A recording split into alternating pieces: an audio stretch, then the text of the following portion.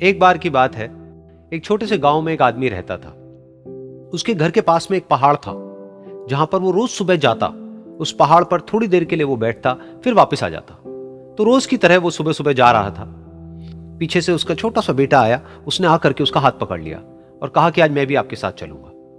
उसने पहले तो उसको थोड़ा सा समझाया और मना किया। कहा कि जो रास्ता है वो बहुत ही छोटा है और चढ़ाई बहुत ज्यादा है, तो तुम मेरे साथ नहीं चल पाओगे।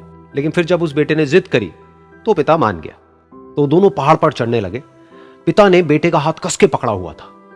लेफ्ट साइड में पहाड़ थे, राइट साइड में खाई थी और रास्ता बहुत ही छोटा था। और वो पहाड़ की चोटी तक पहुंचने ही वाले थे, तभी रास्ते में एक बड़ा सा पत्थर आया। क्योंकि पिता उस रास्ते पर रोज आता था, तो उसको पता था कि वहां पे पत्थर है, तो वो साइड से निकल गया। लेकिन जो बेटा था उसका ध्यान कहीं और था, तो उसका घुटना जा करके उस बड़े से पत्थर पर टकरा गया। तो फिर उस बच्चे के मुंह से एक चीख निकली, और जैसे ही वो चीखा, उसकी आवाज उन पहाड़ों में गूंजने लगी। इससे पहले उस बच्चे ने कभी भी अपनी आवाज की गूंज नहीं सुनी थी, तो उसे समझ नहीं आया कि क्या हो रहा है। वो अंदर से थोड़ा सा घबरा गया। उसे लगा कि शायद कहीं कोई है जो छुप करके उसको देख रहा है और उसका मजाक उड़ा रहा है। फिर उस बच्चे ने बोला, कौन हो तुम? कौन हो तुम? तो जब उस बच्चे ने इस गूंज को सुना, उसे गुस्सा आ गया। उसे लगा कि कौन है ये जो मेरा मजाक उड़ाए चले जा रहा है। फिर उसने गुस्से से कहा, मैं तुम्हें छोड़ूंगा नहीं। और फिर जैसे ही उसने इस गूंज को सुना, वो घबरा गया। उसके पिता समझ गए थे कि क्या हो रहा है। उसने अपने पिता का हाथ कस के पकड़ लिया और उनसे पूछा, कौन है ये जो मुझे इतना तंग कर रहा है? कौन है ये जो मुझे इतना डरा रहा है?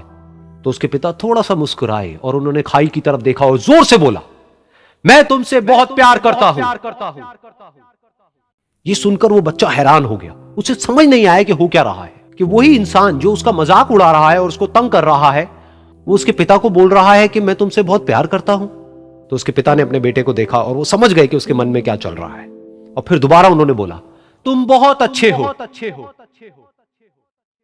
और ये सुनकर उनका बेटा भी थोड़ा सा मुस्कुराया और पूछा अपने पिता से कि ये क्या हो रहा है। और फिर उसके पिता ने अपने बेटे को समझाया, ये जो आवाज तुम सुन रहे हो ना, ये किसी और की नहीं है, ये तुम्हारी ही आवाज है जो कि पहाड़ों में गूंज रही है और तुम्हें अपनी ही आवाज सुनाई दे रही है। जैसा तुम बोलते हो ठीक वैसा ही तुम्हें सुनाई देता है।